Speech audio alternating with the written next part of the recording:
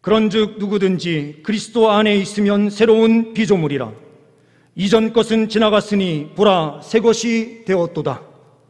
모든 것이 하나님께로서 났으며 그가 그리스도로 말미암아 우리를 자기와 화목하게 하시고 또 우리에게 화목하게 하는 직분을 주셨으니 곧 하나님께서 그리스도 안에 계시사 세상을 자기와 화목하게 하시며 그들의 죄를 그들에게 돌리지 아니하시고 화목하게 하는 말씀을 우리에게 부탁하셨느니라. 그러므로 우리가 그리스도를 대신하여 사신이 되어 하나님이 우리를 통하여 너희를 권면하시는 것 같이 그리스도를 대신하여 간청하노니 너희는 하나님과 화목하라. 하나님이 죄를 알지도 못하신 이를 우리를 대신하여 죄로 삼으신 것은 우리로 하여금 그 안에서 하나님의 의가 되게 하려 하심이라.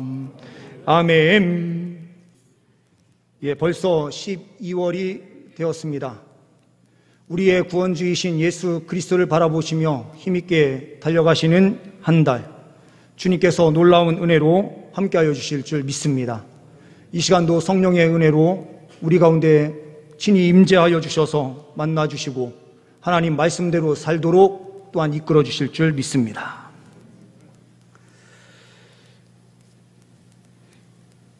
오늘 본문 말씀을 토대로 해서 그리스도를 대신하는 삶이라는 제목으로 함께 말씀을 봅니다. 그리스도를 대신하는 삶이 어떻게 가능한지 우리는 오늘 본문 말씀에 있는 부분에서 특별한 단어, 세 단어를 찾아보고 그 안에서 함께 말씀을 나누려고 합니다. 첫 번째로는 그리스도 안에입니다. 그냥 이렇게 말이 끝나니까 조금 아쉬운 것 같아서 부제를 제가 달아놓았습니다. 그리스도 안에 새로운 피조물이 되었습니다 라는 것입니다. 17절 말씀을 보게 되면 그런즉 누구든지 그리스도 안에 있으면 새로운 피조물이라. 이전 것은 지나갔으니 보라 새 것이 되었도다 라고 말씀하십니다. 그리스도 안에 있는 사람들이 어떻게 되었다고 말씀합니까? 새로운 피조물. 보라 새 것이 되었도다. 우리 성도님들께서는 예수님 안에 계십니까? 그러면 우리 성도님들께서는 새로운 피조물로 계십니까? 새 것이 되셨습니까? 저는 이 질문이 저에게 주어진다면 쉽게 답변할 수 없을 것 같아요. 성품이 변했습니까? 아니면 인격이 다른 사람들이 볼 때에 아름다운 인격을 가지고 있습니까? 우리가 예수님 믿기 전과 예수님 믿은 이후에 무엇이 변했다라고 말할 수 있습니까? 우리의 삶의 모양을 보면 변한 것이 크게 없어 보이거든요. 짜증날 때 짜증내고, 화날 때 분노가 날 때 그 화를 억제하지 못해서 우리는 그 모든 화를 다 발산하면서 살아가고 있는데 우리 보고 주님께서는 새로운 피조물이다, 새 것이 되었다라고 말씀해요. 뭐가 새로운 피조물이고 새 것이 되었다라는 뜻입니까?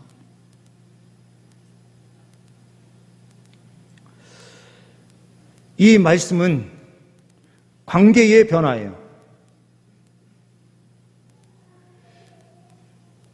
새로운 피조물이 되었다라고 하는 것은 예수 안에 있는 사람, 그 예수 안에 있는 사람에게 하나님께서 신분의 변화를 주셨다라는 거예요.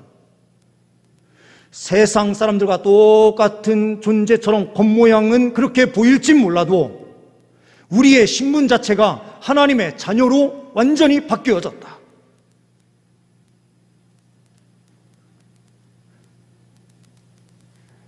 새로운 피조물이라고 하는 이 부분은 인격적인 어떠한 변화보다 더 중요한 의미인 우리의 신분이 변하여 하나님과 함께 동행할 수 있는 은혜의 삶이 놓여져 있다라고 우리에게 말씀하시는 거예요.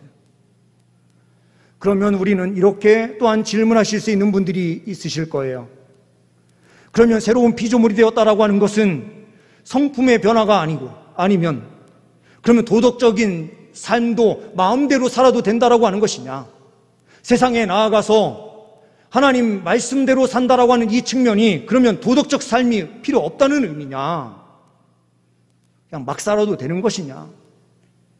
이렇게 질문하시는 분들이 계신다면 또한 그것은 아닙니다. 새로운 피조물이 되었다라고 하는 뜻은 이제는 하나님의 기쁨을 위하여 살 수 있는 존재가 되었다라는 의미예요. 그러므로 데살로니가전서 4장 1절 말씀을 보게 되면 이러한 말씀이 또한 있습니다. 그러므로 형제들아, 우리가 끝으로 주 예수 안에서 너희에게 구하고 권면하노니 너희가 마땅히 어떻게 행하며 하나님을 기쁘시게 할 수 있는지를 우리에게 배웠으니 곧 너희가 행하는 바라 더욱 많이 힘쓰라. 하나님을 기쁘시게 할 수 있는지를 우리에게 배웠대요. 바울에게 데살로니가 교회의 성도들이 배웠어요. 그 배운 것이 무엇입니까? 하나님의 말씀이죠. 그리고 너희들이 행하고 있는 그 바대로 그대로 행하라. 데살로니가 교회가 잘하고 있었던 것이 무엇입니까? 믿음을 위해서 그 믿음에 잘하고 있다라고 하는 그 본을 많은 마케도냐 지역과 주변 일대에 소문이 날 정도로 믿음의 삶으로 전진하고 있었다라는 거예요. 그래서 히브리서 말씀 11장 5절 말씀에는 이렇게 말씀하고 있습니다. 기쁘게 하는 삶이 무엇이냐? 믿음으로 에녹은 죽음을 보지 않고 옮겨졌으니 하나님이 그를 옮기심으로 다시 보이지 아니하였느니라. 그는 옮겨지기 전에 하나님을 기쁘시게 하는 자라 하는 증거를 받았느니라. 그는 하나님과 동행한 완전한 삶을 살았다라고 창세기 말씀은 기록하고 있어요. 그 삶이 어떠한 삶이냐면 믿음으로 사는 거예요. 하나님을 기쁘시게 하는 것은 믿음의 삶이에요. 세상 방식대로 사는 것이 아니고요, 믿음의 방식이에요. 세상에 나아가서 우리의 인격은 큰 변화가 없고 변하려고 하더라도 쉽게 변하지 않는 우리의 이 부족함, 연약함이 늘 항상 있지만 우리는요, 최소한 믿음으로 살려고 하는 마음이 우리 안에, 중심 안에 있어요. 그 이유는 우리가 하나님의 자녀로 완전히 신분이 변화되었기 때문에, 새로운 피조물이 되었기 때문에 그렇습니다. 하나님을 인식하지 못하던 자들이 하나님을 인식하는 삶으로 달려갈 수 있게 되었어요. 이것이 바로 그리스도 안에 있을 때에 나타나는 아주 큰 변화예요. 찰스 스펄전 목사님은 설교의 대가로 유명하신 분이거든요. 근데 어느 날 이분이 집에서 눈물을 흘리면서 우시는 거예요. 옆에 있던 사모님이 다가가서 질문을 합니다. 목사님, 왜 우세요? 오늘은 십자가를 생각해도 감동이 없어. 그러면서 눈물을 흘리는 거예요. 스펄전 목사님은 항상 십자가의 은혜에 빠져 있었다라는 뜻이죠. 십자가를 생각했는데 감동이 없어서 눈물을 흘리는 거예요. 우리는 어떠합니까? 정반대죠. 십자가를 전혀 생각하지 않고 있다가 주일날 딱 와서 십자가를 생각하는 순간 눈물이 흘러요. 그것도 아주 가끔 1년에 한 번, 두 번 있을까 말까 한 그러한 감동의 삶이 우리의 삶이 아닌가요? 스펄전 목사님처럼 예수 안에 있다라고 하는 것은 늘 항상 십자가를 통해서 주시는 그 감동, 기쁨, 이것을 계속해서 누리는 거예요. 하나님의 자녀로 살게 될 때에 주님께서 주시는 그 큰 은혜를 우리는 체험하면서 살아가야 되는데 이러한 삶이 우리에게 없기 때문에 쓰러지고 넘어지는 것입니다. 이 시간 주님께서 우리 모든 성도님들 위해 십자가의 구속의 은혜를 다시 한번 깨닫게 하시고 우리를 구원하신 그 구원의 은혜에 감격하며 주님께 영광 올려드릴 수 있도록 인도해 주시기를 간절히 소망합니다. 두 번째로는 그리스도로 말미암아 회복되었다라는 것입니다. 예수 그리스도로 말미암아, 예수 그리스도를 통하여 라는 의미죠. 18절 말씀을 보게 되면 모든 것이 하나님께로서 났으며 그가 그리스도로 말미암아 우리를 자기와 화목하게 하시고 또 우리에게 화목하게 하는 직분을 주셨으니 라고 말씀해요. 그리스도로 말미암아 우리를 자기와 화목하게 하셨다. 그리스도로 말미암아 주신 아주 큰 은혜가 무엇입니까? 하나님과 그 어떠한 대화도 나눌 수 없었던 자들이 예수 그리스도로 말미암아 하나님과 직접적으로 대화할 수 있는 특권이 주어진 거예요.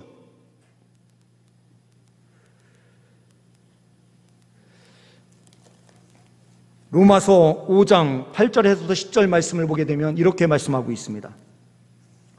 우리가 아직 죄인 되었을 때에 그리스도께서 우리를 위하여 죽으심으로 하나님께서 우리에 대한 자기의 사랑을 확증하셨느니라. 그러면 이제 우리가 그의 피로 말미암아 의롭다 하심을 받았으니 더욱 그로 말미암아 진노하심에서 구원을 받을 것이니 곧 우리가 원수 되었을 때에 그의 아들의 죽으심으로 말미암아 하나님과 화목하게 되었은즉 화목하게 된 자로서는 더욱 그의 살아나심으로 말미암아 구원을 받을 것이니라. 그리스도를 통하여 하나님과의 관계가 완전히 회복되었습니다. 기도의 특권, 하나님께 예배할 수 있는 특권, 이것을 누려요. 12월을 우리는 기도로 마무리를 해야 되는데요. 특별한 어떤 기도의 날을 정하거나 어떤 행사가 있어야 기도하는 모습이 우리의 모습이라면 그것은 잘못된 신앙일 가능성이 매우 커요. 저는 12월을 기도로 마무리했으면 좋겠어요. 금요 엎드림 기도회를 우리가 앞으로 남아있는 모든 이 올해의 마지막 금요 엎드림 기도회를 하나님 앞에 간절히 기도할 수 있는 시간이 되었으면 좋겠고 그것으로 우리가 한 해를 잘 마무리했으면 좋겠습니다. 그리고 신년 세일의 특별 새벽 기도회가 1월 1일부터 시작이 돼요. 그런데 이 새벽 기도회도 우리가 억지로 끌려 나오는 자리가 아니라 이 모든 것 안에서 예수 안에 있는 자로 예수 그리스도로 말미암아 모든 것이 회복된 하나님과의 관계가 온전히 회복되어 화목한 관계가 된 것에 감사함으로 주님 앞에 기쁨으로 나와서 엎드릴 수 있는 자리가 될 수 있기를 소망합니다. 주님께 엎드리면 주님께서는 반드시 놀라운 은혜로 함께하여 주십니다. 헨리 워즈워스 롱펠로라고 하는 시인이 있습니다. 이 미국의 시인이 하찮은 종이에 글 몇 자 적어놓은 것이 훗날 수천 달러의 가치를 지니게 됩니다. 이것이 재능이죠. 록펠러, 그가 작은 백지 위에 서명함으로써 그가 얼마를 썼느냐에 따라서 그 값어치는 완전히 달라집니다. 이것이 자본이에요. 미국 정부가 작은 금덩어리에 독수리 모양을 찍어 새기는 순간 수백 달러의 가치로 완전히 다른 가치를 갖게 돼요. 이것이 돈이에요. 그리고 기술자는 5달러어치의 재료를 가지고 50달러짜리 상품을 만들어낼 수 있어요. 이것이 바로 기술이에요. 미술가는 단돈 5센트짜리 합복에, 아주 자그마한 그 합복에 그림을 그려놓는 순간 부르는 것이 값이 될 수 있고 전혀 다른 가치를 갖게 됩니다. 이것이 예술이에요. 그런데 예수 그리스도의 십자가의 죽으심의 사건은 어떠한 가치가 있는 것입니까? 하나님께서는 죄에 찌들고 무가치한 인생을 지하셔서 그리스도의 피로 깨끗이 씻어주시고 성령을 부으셔서 복된 새로운 인생, 새로운 새 것이 되었다라고 말씀하시며 주님께서 함께 해주시는 놀라운 은총을 베풀어 주시는데요, 그 값어치가 얼마입니까? 이 세상의 값어치로는 도저히 생각할 수 없는 놀라운 은혜예요. 이 모든 것이 예수 그리스도로 말미암아 우리에게 주어진 은혜입니다. 주님께서 우리와 화목하도록 하나님 아버지께서 그 아들 예수 그리스도를 이 땅에 보내주셨고 예수 그리스도의 그 사역을 통해서 예수로 말미암아 하나님과의 관계가 온전히 회복되었습니다. 세상 문제도 세상 문제가 아니에요. 하나님과의 관계의 문제인데 하나님 앞에 엎드려서 기도하면 하나님께서 모든 세상의 문제도 해결해 주시고 관계 문제도 해결해 주십니다. 가정에 일어나는 수많은 일들이 단순히 인간적인 관계에서 펼쳐지는 것이 아니에요. 하나님과의 관계가 회복되면 모든 것들이 다 회복됩니다. 예수로 말미암아 누리는 은총이 우리 모든 성도님들의 삶 가운데 넘쳐나시기를 소망합니다. 세 번째로는 그리스도를 대신하여입니다. 사명을 주님께서 주셨기에 우리는 사명을 받았습니다. 18절 이후의 말씀을 보게 되면 이렇게 말씀합니다. 모든 것이 하나님께로서 났으며 그가 그리스도로 말미암아 우리를 자기와 화목하게 하시고 또 우리에게 화목하게 하는 직분을 주셨으니, 직분은요, 회사에서 말하는 것처럼 내가 회사 세우고 사장 누구 하면서 명함을 딱 만들어낸다고 해서 그것이 직분이 될 수 없어요. 여기에서 직분이다라고 하는 것은 누군가로부터 받는 거예요. 우리에게 주님께서는 직분을 주셨대요. 누가 주신 것입니까? 하나님 아버지께서 주신 것입니다. 이것은 모든 사람들에게 하나님께서 주신 직분이에요. 어떠한 직분이라고요? 화목하게 하는 직분입니다. 목사로, 장로님으로, 안수지사님으로, 권사님으로, 또한 지사님으로, 성도로 다 부르시는 동시에 직분을 다 주신 거예요. 그것은 바로 화목을 이루는 것입니다. 그러면서 19절 말씀에 이렇게 말씀하십니다. 곧 하나님께서 그리스도 안에 계시사 세상을 자기와 화목하게 하시며 그들의 죄를 그들에게 돌리지 아니하시고 화목하게 하는 말씀을 우리에게 부탁하셨느니라. 하나님께서 화목하게 하는 말씀을 우리에게 부탁하신 그 목적, 이유가 무엇입니까? 말씀을 너만 가지고 잘 있어라 라고 주시는 것일까요? 네가 그 말씀 잘 갖고 있어야 돼 라고 하면서 주님께서 부탁하시면서 우리에게 주신 것입니까? 20절 말씀에 그러므로 우리가 그리스도를 대신하여 사신이 되어 하나님이 우리를 통하여 너희를 권면하시는 것 같이 그리스도를 대신하여 간청하노니 너희는 하나님과 화목하라.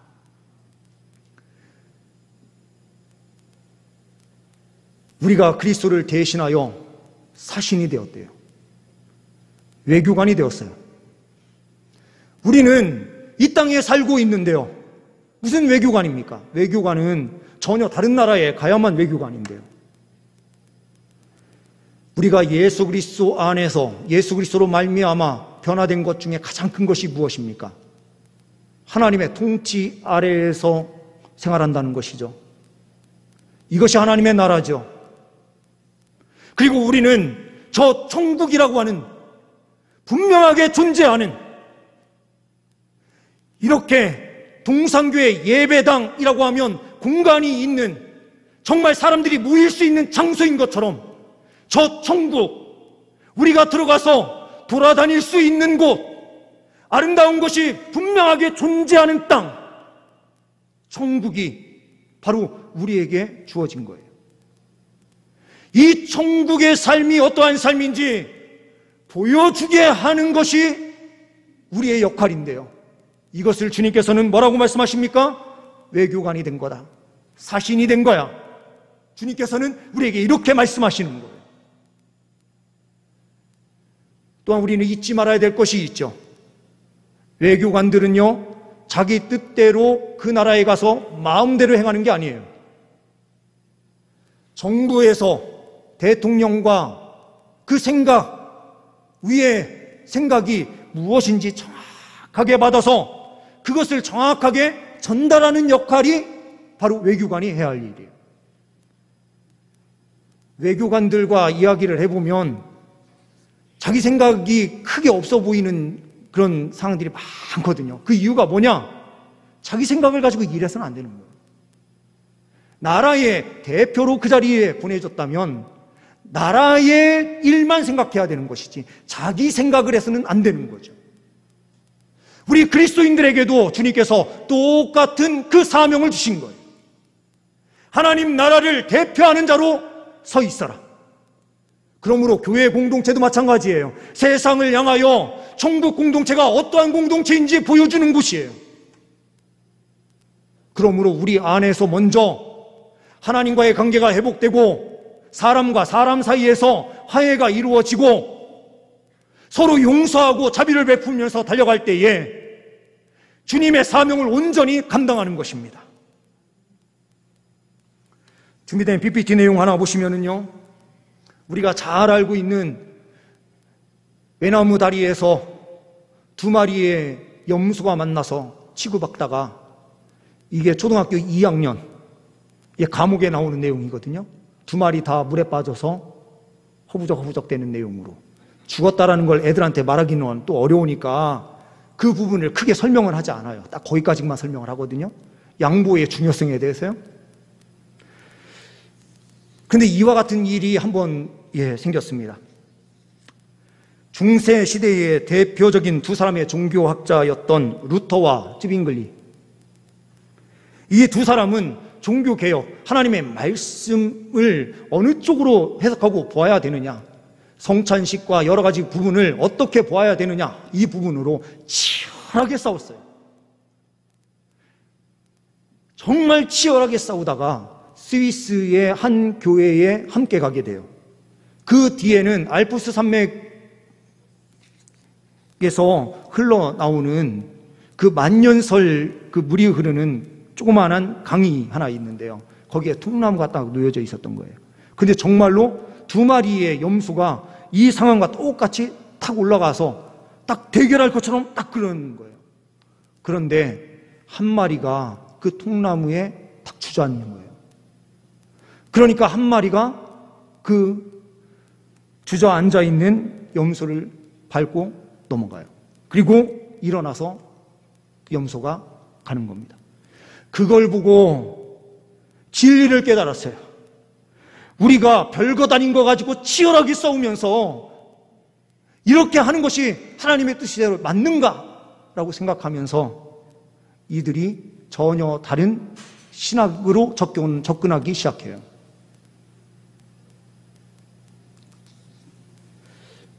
또 하나의 사건이 있는데요. PPT 한 장을 더 보여주시면은요.